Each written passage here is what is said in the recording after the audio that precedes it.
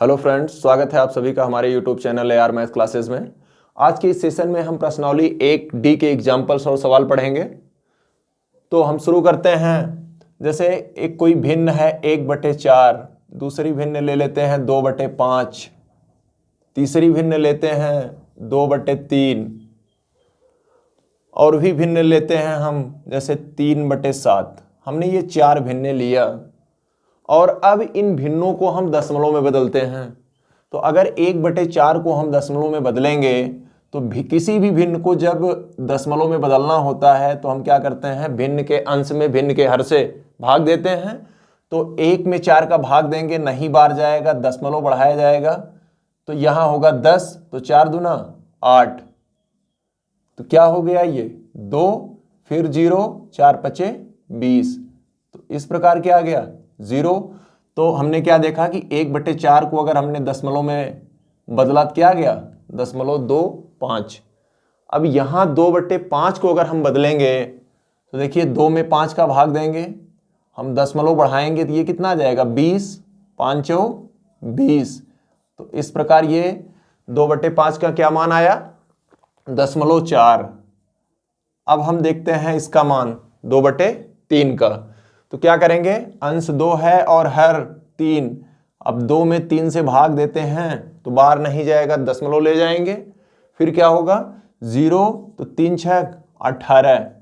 फिर से क्या आ गया शेषफल 2, फिर 0 उतारेंगे, फिर क्या होगा 3 6 18। तो इस प्रकार हम देख रहे हैं कि चाहे जितनी बार हम ले जाएं शेषफल तो शून्य आएगा नहीं, हर बार 2 बचता रहेगा। यानी आगे भी ये क्या 6 बार जाता रहेगा। यानी इसको हम लिख सकते हैं 0.666। कितनी बार लिखना है इसकी कोई सीमा नहीं है, तो इसको हम क्या लिख देते हैं dot dot dot. I hope ये क्लियर होगा आपका। अब अगला है 3/7। तो हम क्या करेंगे 3 में 7 का भाग देंगे। तो जब आप 3 में 7 का भाग दीजिएगा तो फिर वही दशमलव ये आ जाएगा 0, 7 चौक 28। कितना बचा 2, 0, 7 दूनी 14। फिर क्या बचा 6, 0, फिर 7 8 56। बचा क्या 4, 7 5 35। बचा क्या यहाँ 5, 0, फिर 7 7 49। जब 49 तो ये कितना आ जाएगा 1, फिर 0, फिर 7 51 में 7, फिर से आ गया 3। आपने 3 से शुरू किया था और फिर 3 आ गया, फिर अब वही 4 बार जाएगा, 2 बार जाएगा। इस प्रकार आप यहाँ भी देख रहे हैं कि इसका भी शेषफल 0 नहीं आएगा। तो आप क्या लिखिएगा 0.42857 फिर से आपका यहाँ जो 3 आया है तो 30 होगा 7 चौक 28। तो फिर क्या आ गया 4 2 8 5 7 1। ऐसे इसकी भी कोई सीमा नहीं होगी। तो देखिए 1/4 का मान 0.25 आया, यानी दशमलव के बाद कितने अंक तक बार गया 2 अंक तक। यहां 1 अंक तक ही बार गया। जब दशमलव के बाद 2 3 4 या एक निश्चित अंक तक बार जाए और शेषफल शून्य हो जाए तो ऐसा जो भिन्न होता है जब उसको हम दशमलव में बदलते हैं तो वो जो दशमलव होता है उसका नाम क्या होता है शांत दशमलव। तो पहला भिन्न शांत दशमलव हुआ, दूसरा भी भिन्न शांत दशमलव हो गया। यानी ये जो दोनों भिन्ने हैं इसका जो दशमलव हुआ क्या हो गया शांत दशमलव। लेकिन तीसरे और चौथे के केस में हम देखते हैं कि जब आपने 2 में 3 का भाग दिया तो 0.66 बार बार आता रहा और जो संख्या बार बार आती है उसको हम क्या करते हैं उसके ऊपर एक बिंदी या एक पाई ऐसे खींच देते हैं। और इसका मतलब क्या होता है यही ऊपर वाला, यानी बराबर करेंगे तो फिर 0.666 यानी जितने के ऊपर पाई है वो संख्या दशमलव के बाद बार बार रिपीट होगी। यहां देखिए यहां भी सेम है 4 2 8 5 7 1, फिर 4 2 8 5 7 1, फिर शुरू होगा 4 2 8 5 7 1, यानी ये पूरी 1 2 3 4 5 6 6 संख्याएं रिपीट हो रही हैं। तो इसको लिख सकते हैं 4 2 8 5 7 1, इतनी सारी संख्याएं रिपीट हो रही हैं। तो हम सारे के ऊपर ऐसे पाई खींच देंगे। तो आई होप ये क्लियर हो गया होगा। ये दोनों कैसी हैं? अशांत, अशांत। और चूंकि रिपीट हो रहा है तो इसको कहते हैं अशांत आवर्ती दशमलव, अशांत आवर्ती दशमलव। तो दो चीजें आपने देखी, शांत दशमलव और अशांत दशमलव। किन केसों में? कि ये भिन्नों के मान हैं और ये सारे भिन्ने क्या हैं? परिमेय संख्याएं हैं। तो ऐसी परिमेय संख्याएं जिनको दशमलव पे बदलने पर दशमलव के बाद 2 3 4 अंक के बाद उनका शेषफल शून्य हो जाए तो उसे हम शांत दशमलव कहते हैं। जब शेषफल दशमलव के बदलने पर शेषफल शून्य नहीं होता, कोई संख्या बार बार एक या एक से अधिक संख्या बार बार रिपीट करती है, तो उसे हम क्या कहते हैं? अशांत आवर्ती दशमलव कहते हैं। तो जो शांत दशमलव था उन भिन्नों के हर में आपने क्या देखा कि 5 है और यहां 4 है, तो 4 का गुणनखंड क्या हो जाएगा? 2 गुणे 2। यानी आप कह सकते हैं कि वे भिन्ने जिनके हर में 2 घाते यम और 5 घाते यन के रूप का हो तो वो दशमलव कैसे होंगे? शांत दशमलव। यही एक प्रमेय भी है। ये क्या है? एक प्रमेय है। तो प्रमेय क्या है? कि ऐसी परिमेय संख्या, परिमेय संख्या से मतलब हो गया जिसे हम P बटे Q के रूप में लिख सकें। ऐसी परिमेय संख्या अर्थात P बटे Q जिसमें Q बराबर 2 घाते यम इंटू 5 घाते यन, जहां यम और यन ऋणोत्तर पूर्णांक है। क्या है? ऋणोत्तर पूर्णांक का मतलब होता है कोई धनात्मक संख्या होंगी, मतलब -1 -2 नहीं होगा। ऋणोत्तर पूर्णांक हैं या पूर्णांक हो तो परिमेय संख्या शांत दशमलव होगी। परिमेय संख्या क्या होगी? परिमेय संख्या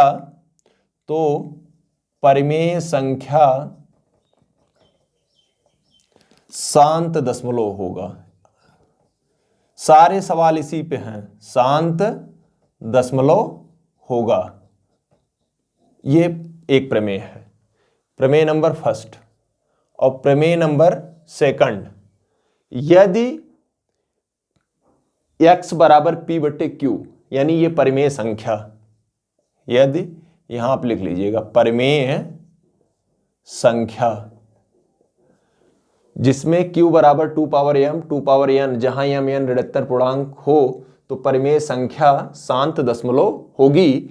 और अगर यही Q बराबर 2 पावर m और इंटू m पावर n के रूप में ना हो, इसके रूप में ना हो कि मतलब इसमें 3 भी हो, 7 भी हो या अन्य कोई और भी हो, तब वो क्या होगा? अशांत दशमलव होगा, अशांत आवर्ती दशमलव। यानी सिर्फ हर में 2 और 5 के गुणक होंगे, यानी हर का गुणनखंड 2 और 5 होगा, तब तो वो शांत दशमलव होगा। अदरवाइज वो क्या होगा? अशांत आवर्ती दशमलव होगा। जैसे एक एग्जाम्पल हम देखते हैं आपको, 1/64, इसको हमें चेक करना है कि ये जो दशमलव होगा वो शांत होगा या अशांत होगा। तो 64 का आप गुणनखंड कर लीजिए।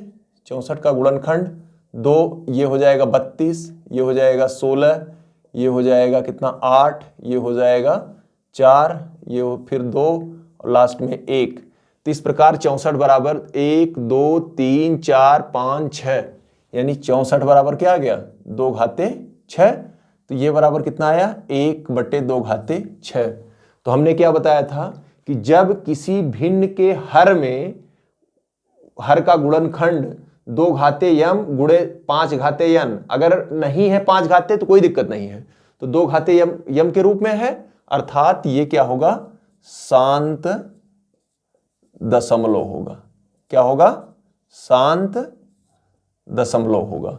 अगर इसमें अगर एक 3 का भी गुणा हो जाता, किसका गुणा हो जाता, 3 का, जैसे ये 64 के बजाय 192 होता, 1/192 इस टाइप से होता, तब इसका गुणनखंड करते तो 2 घाते 6 गुणे 3 होता। जब 2 और 5 के अलावा भी कोई संख्या 3 या 7 आ जाए, तब ये शांत नहीं होगा, बल्कि क्या होगा, अशांत दशमलव होगा। आई होप आपका क्लियर हो गया होगा। अब हम 1D के कुछ सवाल देखते हैं। जैसे 1D का पहला सवाल, बिना लंबी विभाजन प्रक्रिया किए बताइए कि निम्नलिखित संख्याओं के दशमलव प्रसार शांत हैं या अशांत आवर्ती हैं। तो आप ध्यान रखिएगा कि आप सबसे पहले क्या करेंगे, गुणनखंड करेंगे अंश और हर का, देखेंगे कि क्या कुछ कट रहा है क्या। अगर कटता है तो अंश और हर से काट दीजिए, जो भिन्न जैसे सरल करने की प्रक्रिया होती है वो चीज आप कर दीजिए। इसके बाद हर में अगर 2 घाते यम और ये 5 घाते यन के रूप का बचे तो वो शांत होगा। अगर इसके अलावा भी कुछ आ जाए, जैसे 3 घाते यन या 7 घाते यम या 5, मतलब 2 और 5 के अलावा भी अन्य कोई संख्या अगर इसमें आ जाए, चाहे 3 हो, चाहे 7 हो, चाहे 11 हो, तब वो क्या होगा, इस केस में शांत होगा। और इसके अलावा अगर कुछ आ जाए तब क्या होगा, अशांत होगा। तो ये चीज आप हमेशा ध्यान में रखिएगा। 2 तरीके हो सकते हैं, फर्स्ट सेकंड। 2 घाते यम और ये 5 घाते यन केवल हो, या दोनों, या तो दोनों हो या दोनों में से एक हो, तब दशमलव क्या होगा, शांत। अगर दोनों के अलावा या दोनों में से एक के अलावा 3, 7, 11 और कुछ आ जाए, तब वो क्या होगा, अशांत होगा। तो सबसे पहले हम क्या देखते हैं, पहला 17/8। तो 17 का गुणनखंड तो संभव नहीं है, तो इसको ऐसे रहने देंगे। ये बराबर हो जाएगा 17, और 8 को लिख सकते हैं 2 × 2 × 2 3 बार, यानी 2 घाते 3। तो पहले में आप देखिए क्या आया है, हमने कहा कि 2 घाते यम और 5 घाते यन, या तो दोनों हो या दोनों में से एक हो। तो 5 तो यहां नहीं है, लेकिन 2 घाते यम की जगह 3 है, तो ये कौन सा दशमलव होगा, शांत दशमलव। इसका प्रसार क्या होगा, शांत दशमलव। पहला आपका हो गया।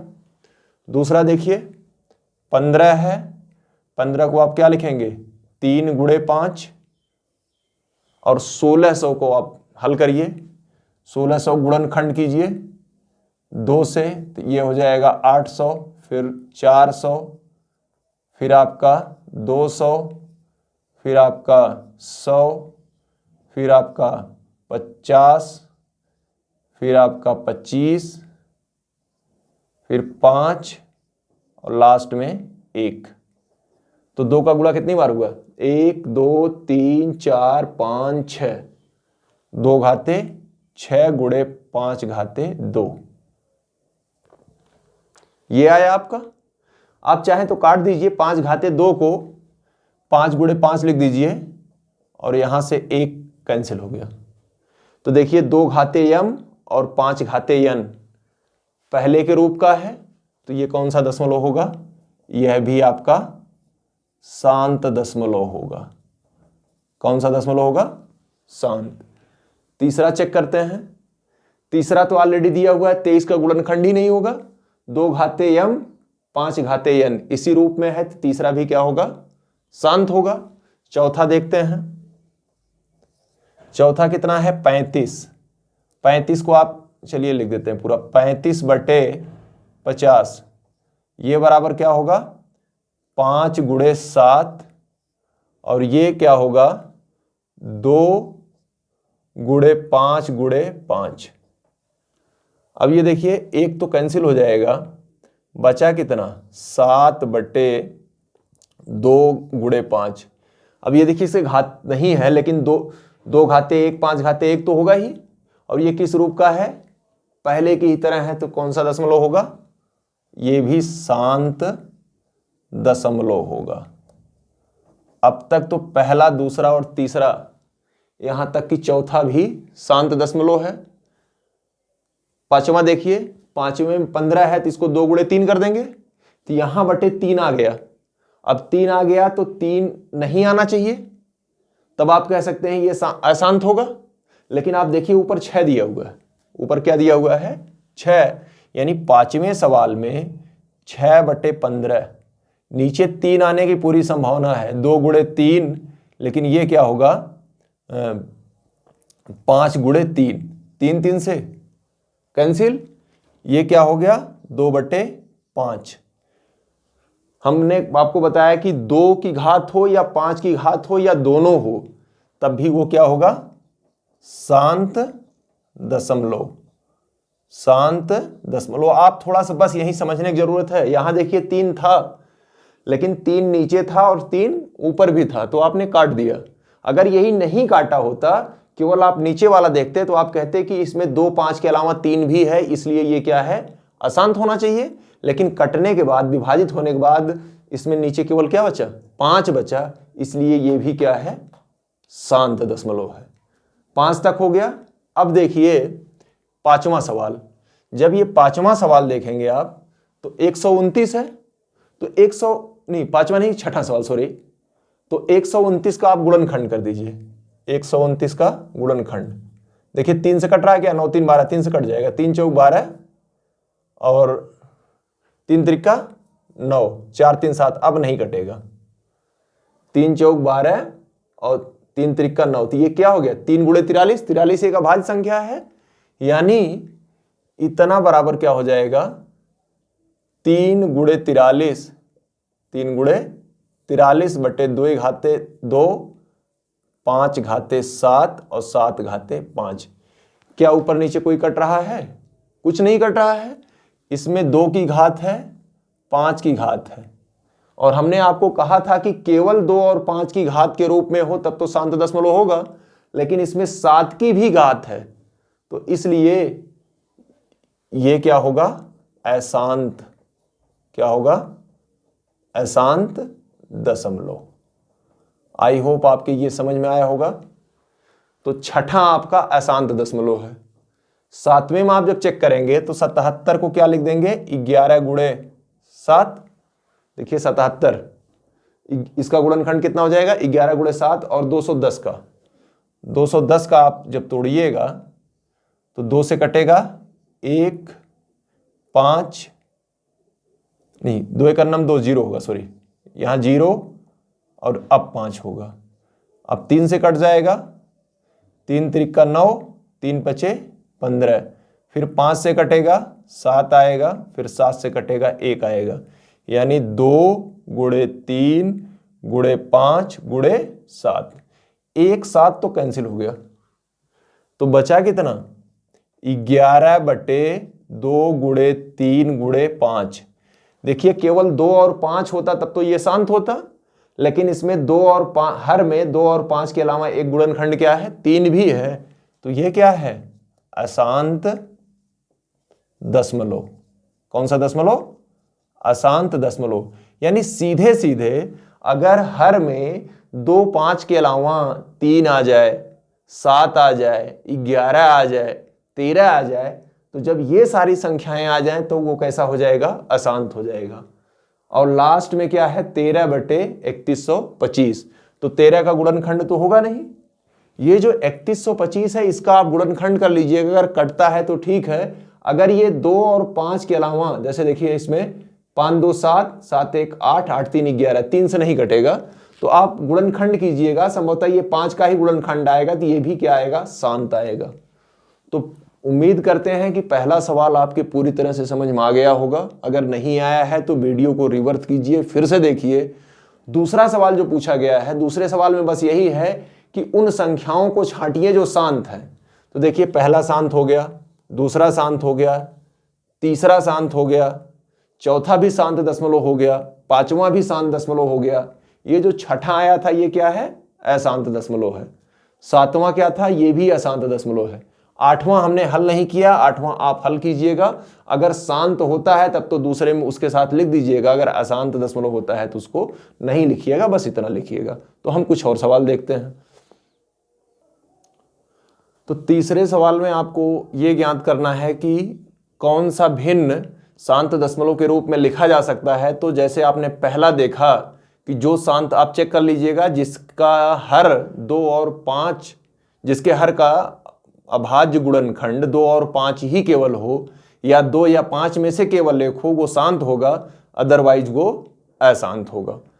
तो ये चौथा सवाल है, कह रहा है कि √3 माइनस √5 और √5 प्लस √3 के गुणनफल की प्रकृति ज्ञात कीजिए। इसको आप गुणा करके देख लीजिए। तो देखिए, इसको तो एक सीधा तरीका कैसे गुणा कर लें, बगैर कुछ किए, √3 माइनस √5 और √5 प्लस √3, आप इसका सीधा ऐसे गुणा कर लीजिए। तो देखिए, √3 का गुणा जब √5 में करेंगे तो यहाँ भी प्लस और यहाँ भी प्लस, तो क्या हो जाएगा, √5 इंटू, चाहे अंदर ला के गुणा कर लीजिए, √5 इंटू 3, और चाहे आप ऐसे कर लीजिए, √5 इंटू √3। फिर √3 का गुणा इसमें करिए, तो क्या हो जाएगा, √3 इंटू √3। अगला आप देखिए, यहाँ माइनस है और यहाँ क्या है, प्लस है, ये हो जाएगा माइनस √5 इंटू √5। और इसके बाद फिर ये माइनस है और यहाँ प्लस है, तो माइनस, देखिए यहाँ minus into plus equal to minus, फिर minus into plus equal to फिर से माइनस, ये क्या हो गया, √5 इंटू √3। अभी देखिए, √5 √3 एक माइनस है और एक √5 और √3 प्लस है, ये दोनों एक दूसरे के बराबर हैं, लेकिन चिन्ह में विपरीत कट जाएंगे। अब ये कर्डिम 3 गुणे कर्डिम 3, यानी 3 का जोड़ा बन जाएगा और ये निकल जाएगा बाहर, तो इसका मान क्या जाएगा, 3, और ये ऋण ऐसे कर्डिम 5 गुणे कर्डिम 5, इसका भी मान क्या जाएगा, 5, तो ये क्या हो गया, 2। तो इस प्रकार इसके गुणनफल की प्रवृत्ति क्या होगी, निगेटिव होगी, क्योंकि इसका माइनस आ गया, -2। एक तरीका तो ये आ गया हल करने का।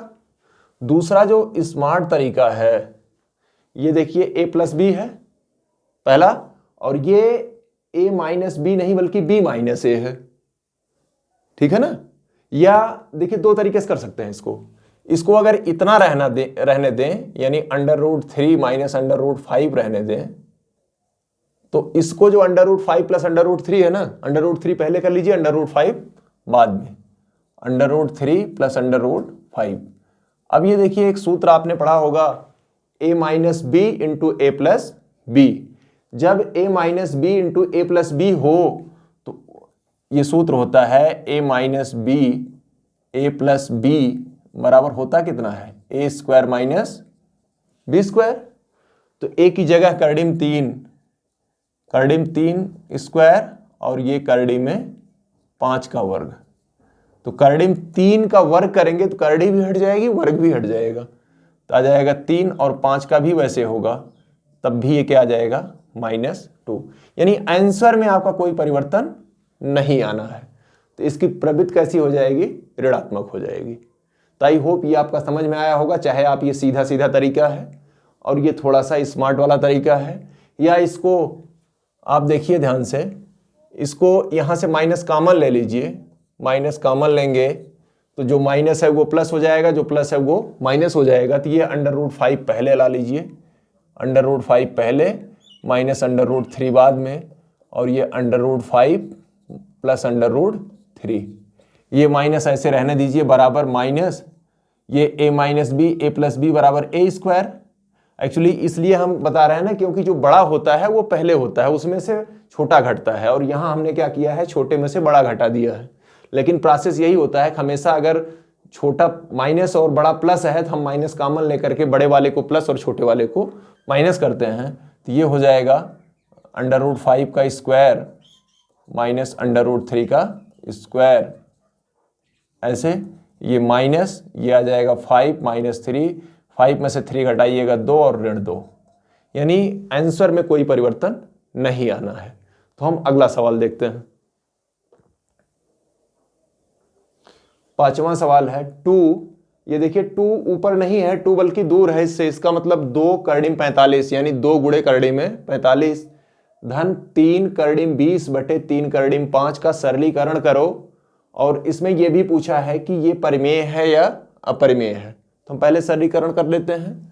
तो ये जो 45 है इसको आप लिखिएगा 2, 45 का गुणनखंड कर लीजिए। 45 का गुणनखंड करेंगे तो 3 त्रिका 9 पचे 45। देखिए 45 का होगा, गुणनखंड कर लीजिएगा, 3 त्रिका 9 पचे 45 हो गया। ऐसे ही जो 20 है इसको भी तोड़ लीजिए, तो 2 गुणे 2 गुणे 5, देखिए 2 दूना 4 पचे 20 और ये बटे 3 करड़ी में 5। अब ध्यान दीजिए यहां एक जोड़ा 3 का बन गया और यहां एक जोड़ा 2 का। जब संख्या करड़ी में है जोड़ा बन गया तो उसका एक बाहर निकल आएगा, और बाहर अगर कोई संख्या है तो उसमें उससे क्या हो जाएगा, गुणा। तो 3 का एक, 3 में से जोड़े में से एक निकलेगा और 3 दूना 6 और बचा कितना, करड़ी में 5। ऐसे यहां 2 बाहर निकलेगा, 2 तिहाई 6 करड़ी में 5 बटे 3 करड़ी में 5। अब देखिए ये होगा कितना, ये 6 करड़ी में 5 फिर 6 करड़ी में 5, तो 6 6 12 करड़ी में 5, या करड़ी में 5 कॉमन ले लीजिए, 6 धन 6 यानी 12 करड़ी में 5 बटे 3 करड़ी में 5। करड़ी में 5 ऊपर भी है नीचे भी है, कैंसिल, और 3 एकन्नम 3 चौक 12, क्या आ गया 4। 4 को 4 बटे 1 भी लिख सकते हैं, या 4। प्रत्येक पूर्णांक संख्या जो होती है वो क्या होती है, परिमेय होती है। तो इस प्रकार इसका सरलतम रूप कितना आ गया, 4 आ गया। और चूंकि ये पूर्णांक है अतः यह एक परिमेय संख्या है। यह क्या है, परिमेय संख्या है। तो ये एक बहुत ही सिंपल सवाल है, कुछ करना नहीं है, बस केवल आपने क्या किया, गुणनखंड कर लिया, जो कॉमन था उसको बाहर निकाल लिया और जोड़ करके जो ऊपर नीचे हर और अंश दोनों में है उसको आपने क्या कर दिया, भाग दे करके कैंसिल कर दिया। जो आया वही आपका सरलीकरण या सरलतम रूप है। और चूंकि ये पूर्णांक आ गया, ये अगर इसमें इस टाइप से बचा रहता, 4 करड़ी 5 बटे 3 इस टाइप से आता, यानी अंश और हर किसी एक में करड़िम 3 करड़िम 5 करड़िम 7 इस टाइप से कुछ होता, तब हम कहते यह एक अपरिमेय संख्या है। लेकिन ये पूरा पूरा क्या आ गया, पूर्णांक आ गया, इसलिए ये एक परिमेय संख्या है। तो हम नेक्स्ट सवाल देखते हैं। छठा सवाल, बताइए कि 1029 और बटे 147 परिमेय है या अपरिमेय है। तो सबसे पहले आप अंश और हर का गुणनखंड कीजिए। अंश और हर का गुणनखंड कीजिए, दोनों में कॉमन हो उसको भाग दीजिए, काट दीजिए, और बाकी जो बचे आप देखिए कितना बच रहा है। अगर करड़ी में 3 करड़ी में 5 करड़ी में 7 इस टाइप की संख्याएं हर या अंश में बचती हैं तब तो वो अपरिमेय संख्या होगी, और नहीं बचती हैं पी बटे क्यू के रूप में आ जाता है, अंश और हर दोनों पूर्णांक आता है, तब क्या होगा, परिमेय होगा। तो सबसे पहले हम किस 147 का गुणनखंड करते हैं। तो 7 4 11 1 12 यानी 3 से कट जाएगा। अगर आपको इतनी बड़ी संख्या आ रही, यहां सम संख्या नहीं है तो 2 से नहीं कटेगा। तो अगला चेक करेंगे इनका योगफल, अंकों का योगफल अगर 3 से कटता है तो संख्या भी 3 से कटेगी। तो 3 चौक 12, 3 9 27, अब 9 4 13 3 से नहीं कटेगी, लेकिन 7 से देखिए, 7 7 49, तो नीचे का गुणनखंड आपका हो गया। ये बराबर हो गया करड़ी में जो 147 है उसका गुणनखंड कितना हो गया, 3 गुणे 7 गुणे 7। अभी क्या है, 1029 का गुणनखंड करना है। तो 1029 का जब गुणनखंड करेंगे तो देखिए 2 से तो कटेगा नहीं, 9 2 11 1 12, योगफल 12 आया जो 3 से कट रहा है, इसलिए पूरी संख्या भी 3 से कटेगी। तो 3 त्रिका 9, 3 चौक 12, 3 त्रिका 9। अब देखिए 4 3 7 3 10, 3 से नहीं कटेगा, लेकिन ये 7 से कट जाएगा। तो कितना बार जाएगा, 7 चौक 28, 6 34, 7 9 63, फिर 7 से कटेगा, फिर 7 से कटेगा। तो ऊपर का गुणनखंड कितना आया, 3 गुणे 7 गुणे 7 गुणे 7। देखिए 3 अंश में भी है, हर में भी है। एक सात से एक सात, इस 7 से बचा कितना, ऊपर कर्डिम 7, नीचे 1 बराबर क्या हो गया, कर्डिम 7। अब आपको पता होगा कि कर्डिम 7 परिमेय है या अपरिमेय। तो कर्डिम 2, कर्डिम 3, कर्डिम 5, कर्डिम 7, ये सारी कैसी, और पाई, ये सारी कैसी है, अपरिमेय संख्या है। अतः यह एक अपरिमेय संख्या है। कैसी संख्या है, अपरिमेय संख्या है। तो इस प्रकार जितने भी डिफरेंट सवाल थे प्रश्नावली 1D के लगभग आपके हो गए हैं। बाकी जो रिमेनिंग या शेष सवाल बचे हुए हैं वो जितने सवाल बताए गए हैं उसी पे आधारित हैं। तो आप प्रैक्टिस कीजिएगा 1D, 1E और 1F जो आपका बहुविकल्पी है।